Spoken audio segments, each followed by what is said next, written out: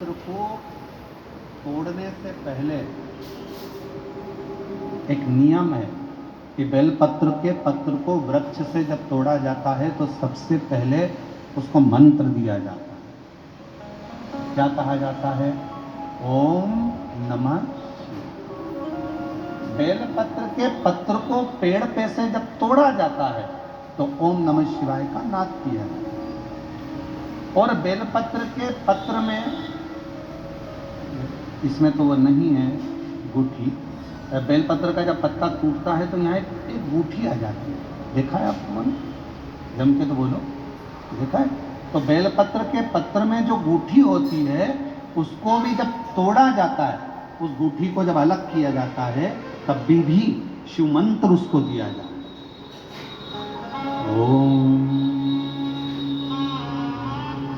नमः शिवाय, ओम नमः शिवाय, ओम नमः शिवाय। वृक्ष पे से पत्ते को तोड़ा तो मंत्र दिया, गूठी को तोड़ा तो मंत्र दिया, और बेलपत्र के पत्ते को जब तोड़ा जाता है, मंत्र पत्ते को तोड़ने से पहले मंत्र प्रदान किया जाता है, और जब तोड़ा जाता है तो कहा जाता है, हे माँ पार्वती, हे माँ गोरा, चलो तुम्हें शिवजी ने बुलाया है मेरे कल्याण के लिए। माँ, आपको शंकर जी ने याद किया है, मेरे ऊपर बहुत दुख है माँ, कल्याण करिए, चलिए मेरे दुख को समाप्त करिए, निमंत्रण दो।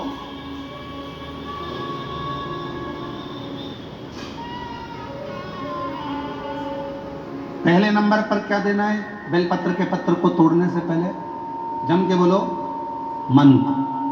दूसरे नंबर पर क्या देना है? बेलपत्र के पत्र को चलने का, जम के बोलो, निमंत्रण। माँ पार्वती जी से कहो, हे माँ गोरा, हे माँ पार्वती, हे माँ चलिए, आपको शिव जी ने याद किया है। माँ, हे माँ पार्वती, हे माँ गोरा, मेरे कल्याण के लिए, मेरे दुख को दूर करने के लिए, मेरी तकलीफों को हरने के लिए, हे माँ गोरा, मेरे कष्ट को समाप्त करने के लिए, माँ गोरा, मेरा भंडार भरने के लिए आपको शिव जी ने याद किया है, निमंत्रण दो।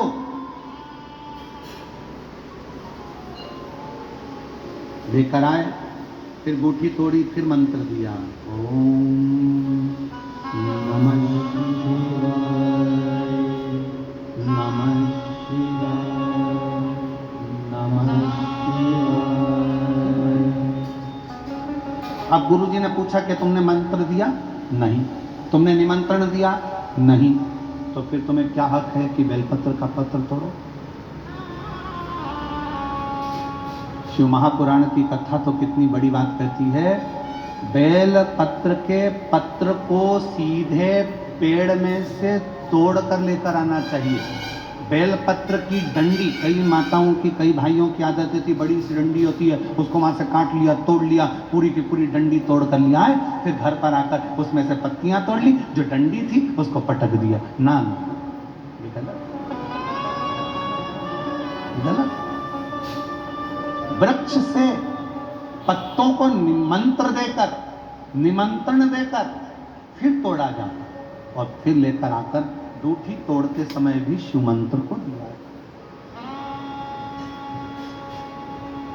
कुछ नियम है बेलपत्र के लिए, उसको धारण करना चाहिए।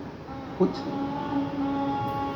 जैसे डॉक्टर की गोली खाने के भी नियम होते हैं। डॉक्टर साहब लिखते हैं कि सुबह ये गोली लेना, शाम को ये लेना, ये भोजन के पहले लेना, ये भोजन के बाद लेना, और सुनो, इसको गर्म दूध से ले लेना, इसको पानी से ले लेना। अब मालूम पड़े तुमने सोचा कि मैं एक काम करती हूँ, कहाँ मेरा टाइम बर्बाद करूँगी, सुबह लो, शाम को लो, दोपहर में लो, तो तुमने सारी गोली एक साथ खा गई, और फिर डॉक्टर के पास गई, डॉक्टर साहब मेरे को तो आराम ही नहीं लग रहा, मैंने 3 बार 15 दिन से गोली खा रही हूँ, 10 दिन से गोली खा रही हूँ। डॉक्टर साहब ने पूछा, गोली खा रही हो तो क्या तुमने नियम धारण करा?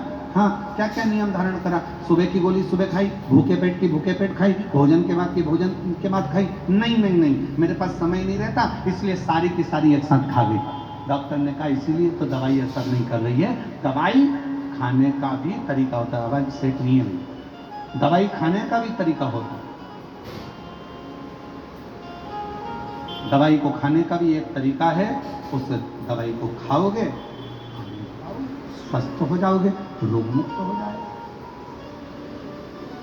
तो दवाई के खाने का भी तरीका है। उसी तरह गुरु कह रहे हैं, संत ने कहा कि तुमने गलती की।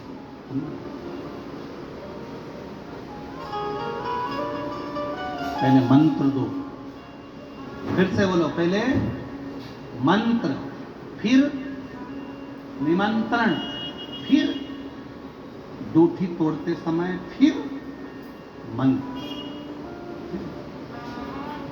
ओम नमः शिवाय, ओम नमः शिवाय, ओम नमः शिवाय। फिर मंत्र के बाद निमंत्रण दो माँ का। हे माँ गौरा, साथ में बोलो, हे माँ गौरा, हे माँ पार्वती, चलिए आपको देवाधिदेव महादेव बुला रहे हैं मेरे दुख को काटने के लिए, कष्ट को मिटाने के लिए, तकलीफों को मिटाने के लिए। माँ आपको शिव ने याद किया है। पत्र लेकर फिर शिव के पास चले।